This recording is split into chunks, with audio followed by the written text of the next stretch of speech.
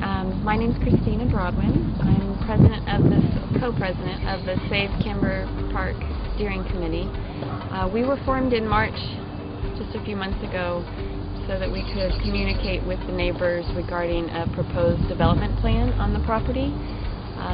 In March there was a plan to develop 28 homes on the property and submitted to the City of Fremont. And I have a picture here of what they've submitted as their request. Where we are now right here is at the clubhouse. There's currently 13 courts at the club, and they're proposing eliminating the back 6 courts plus 1 court that's currently right here, so getting rid of 7 courts, getting rid of the swimming pool, and instead putting in 28 homes with an inner access area and a small beltway for possible walking or bicycle trails. In the process, they'd be removing many trees and foliage and wildlife in the area, and obviously reducing by more than half the number of tennis courts and the swimming pool here at the club. Here it goes back to about 1935 or so. It shows it was all agricultural. Here's Mission Boulevard, here's the railroad tracks. This stretch here was a tomato field, which is now the tennis club. You see, that's all pretty level. What time period was 1970? 1935? Something wow, like and it was that. all farmland. And my dad had started in poultry breeding, and he had purchased this part here. And then by 1935, though, he had acquired more. He had acquired this is about 10 acres in cherry trees, and we raised a lot of greens for the chickens. There's a little house there where I was raised, and this is chicken houses, and so this again was the tomato field. So now, by the middle 60s, this part here has been transformed into a park, and the earth has been moved to make a lake and 2 islands in the middle of it. And there was a little boathouse.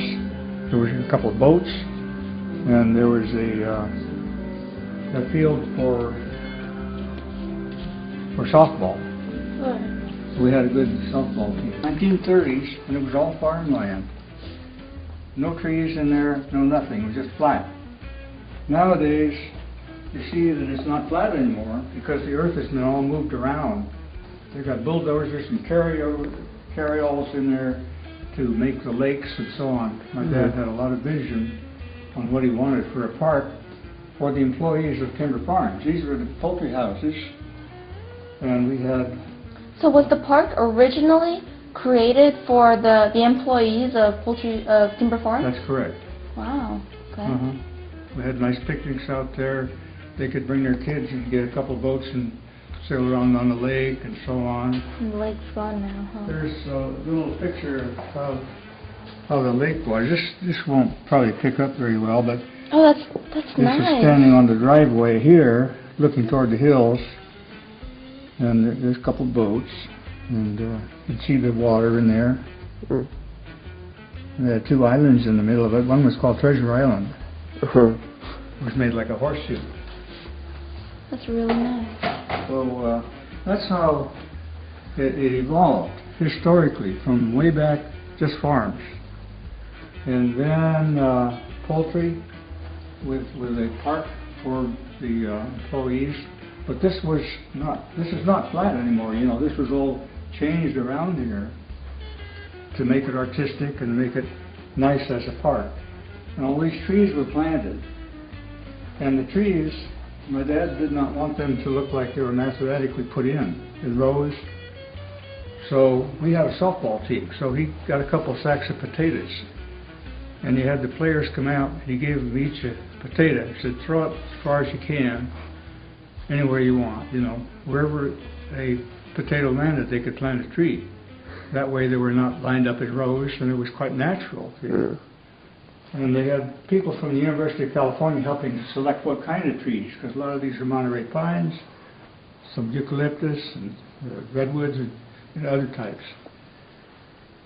So historically, that's kind of how the thing went. And then in about 1971, this part of the property, it was sold to Chappelle Industries, and they started building homes. So. But they kept Kimber, the Mission Hills Tennis Club, that park area. They kept that for just a park. Yeah, that was kept out. Yeah. And I think that the city didn't want them to be cutting trees because they liked the beauty of the trees. You can see all these trees here were put in, but they're just barely growing. Today, you've seen them as you come in. Those eucalyptus trees are really high. But this was taken in the middle 60s. These trees were planted around 1950, and these were later, and they're growing. But today, they're big trees. Yeah, it looks absolutely natural. It looks like, you know, there was a forest always there. So today, Canyon Heights Drive runs kind of like this. And here's Almeria along the side of the tennis club. So that's the historical picture as far as development of the area. The Recreational Clubs Unlimited purchased this part here from Chappelle Industries, and they constructed a clubhouse, and then they took out the softball diamond and put in some tennis courts. And oh, so there used to be a softball diamond too. Used to be a softball diamond. Oh. And then now it's tennis courts, and now the lake, the area that used to be the lake, was also paved over with tennis courts by developers. You might wonder what we were doing with all these chicken houses. We had about 150,000 breeding hens here, which was the largest breeding farm anywhere at that time. And in 1974, the business was sold to DeKalb Ag Research out of Illinois. So they took over everything, and by then homes had been built in most of this area. But what was done, my father got the idea of improving breeding techniques for chickens. Before that, this goes back to 1924 or so. Before that time, chickens were selected as breeders by appearance. They look good, they hold their tail feathers right, and things like that. He got the idea, well, let's try to make money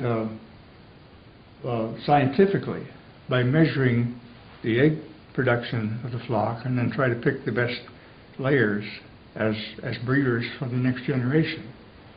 So he was able to improve productivity and profitability of the next generation, so on.